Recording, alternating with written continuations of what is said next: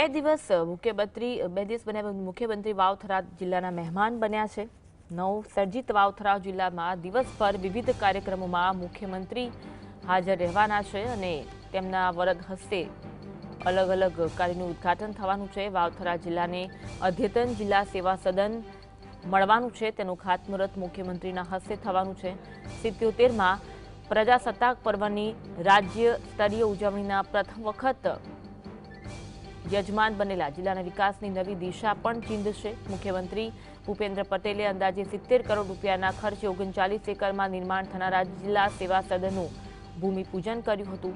વિધાનસભાના અધ્યક્ષ શંકર ચૌધરી અને રાજ્યમંત્રી સ્વરૂપજી ઠાકોરની પ્રેરક ઉપસ્થિતિ પણ આ કાર્યક્રમમાં જોવા મળી। જિલ્લાના નાગરિકોને એક જ સ્થળેથી સરકારના વિવિધ વિભાગોની સેવા હવે મળી રહેશે। નવસર્જિત વાવ-થરાદ જિલ્લાને આગામી દિવસોમાં નવું અદ્યતન જિલ્લા સેવા સદન મળશે। આ નવું નિર્માણ થનારું સેવા સદન જિલ્લાના સર્વાંગી વિકાસને નવી દિશા આપશે। 77માં પ્રજાસત્તાક પર્વની રાજ્યકક્ષાની ઉજવણીના પ્રથમવાર યજમાન બનેલા વાવ-થરાદ જિલ્લામાં આ મહત્વપૂર્ણ વિકાસ કાર્યનો પ્રારંભ કરાવવામાં આવ્યો છે। મુખ્યમંત્રી ભૂપેન્દ્ર પટેલે થરાદ ખાતે અંદાજિત રૂપિયા 70 કરોડના ખર્ચે 39 એકરના વિસ્તારમાં નિર્માણ થનારા જિલ્લા સેવા સદનનું ભૂમિપૂજન કરીને તકતીના અનાવરણ કાર્યને સંપન્ન કર્યું હતું। આ પ્રસંગે વિધાનસભાના અધ્યક્ષ શંકર ચૌધરી તો રાજ્યમંત્રી સ્વરૂપજી ઠાકોર પણ ઉપસ્થિત રહ્યા હતા। મુખ્યમંત્રી વાવ-થરાદ જિલ્લાના મહેમાન બન્યા છે। વિવિધ વિકાસ કાર્યોનું લોકાર્પણ અને ખાતમુહૂર્ત મુખ્યમંત્રીના હસ્તે કરવામાં આવશે, ત્યારે તેમની સાથે રાજ્યકક્ષાના મંત્રી સ્વરૂપજી ઠાકોર અને શંકર ચૌધરી પણ ઉપસ્થિત છે। વાવ-થરાદ જિલ્લાને વિકાસની નવી ભેટ મુખ્યપ્રધાનના હસ્તે મળી છે।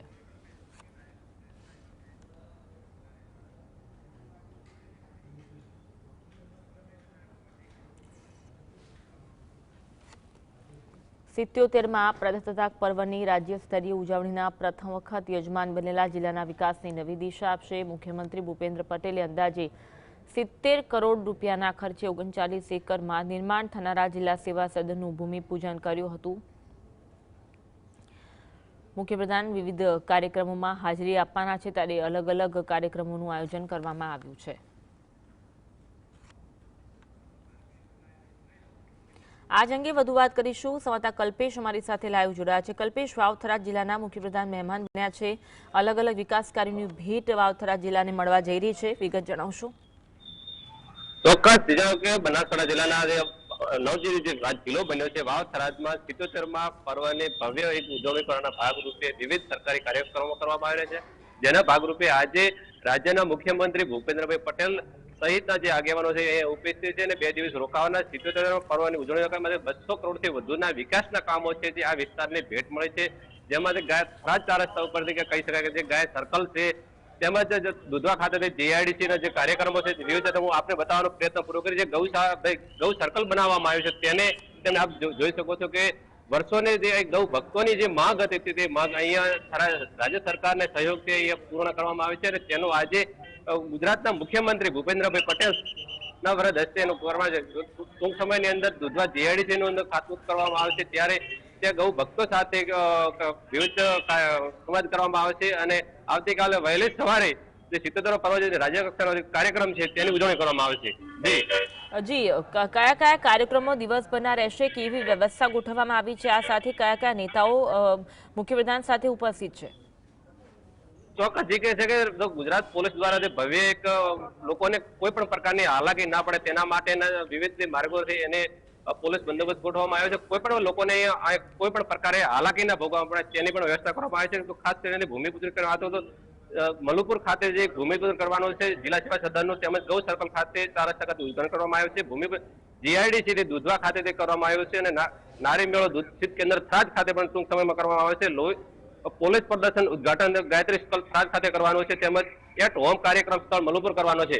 જે આવા અનેક જે વિવિધ કાર્યક્રમો છે તે રાજ્ય સરકાર દ્વારા કરવામાં આવી રહ્યા છે। જી કલ્પેશ, જ્યારે મુખ્યપ્રધાન પહોંચ્યા છે અને વિકાસ કાર્યનું લોકાર્પણ અને ખાતમુહૂર્ત કરવાના છે, ભાજપના સમર્થકો છે અને જે નેતાઓ છે તેમનામાં કેટલો જોમ જુસ્સો જોવા મળી રહ્યો છે, આ સાથે વાવ-થરાદ જિલ્લાના લોકોનું શું કહેવું છે? જે ચોક્કસ કહી શકાય કે આજે વાવથરા જિલ્લા માટે એક ગૌરવશાળી કહી શકાય અને અહીંના જે લોકો છે તે આપણે એમને સાથે પણ ખાસ કરીને વાત કરશો. શું કહેશો ખાસ કરીને અહીંયા રાજ્ય સરકાર દ્વારા કાર્યક્રમ કરવામાં આવ્યો છે? આપનું નામ શું છે? તેજાભાઈ. અને આપણે શું કહેશો ખાસ કરીને? આપણો કાર્યક્રમ ખૂબ સારો થયો છે. એટલે ખૂબ રાજ્ય સરકારે આપણો ખૂબ કામ સારું કર્યું છે અને ગૌ માતાનું જે બાવલું પધરાયું એ પણ ધન્યવાદ છે પોતાની આલવી રહ્યો. લોકોમાં પણ એક ઉત્સાહ છે અને આનંદ કરે. શું કહેશો ખાસ કરીને? બહુ આનંદ થયો ગૌ સર્કલ બનાવ્યું. ખૂબ આભાર. જો કે અહીંના લોકોમાં એક ખૂબ આનંદ છે, લોકોની અંદર ઉત્સાહ છે અને આ ભવ્ય જે કાર્યક્રમ છે તે એક લોકો નિહાળવા માટે ઉમટી પડ્યા છે. જી આભાર કલ્પેશ જોડાવા માટે અને સમગ્ર મામલે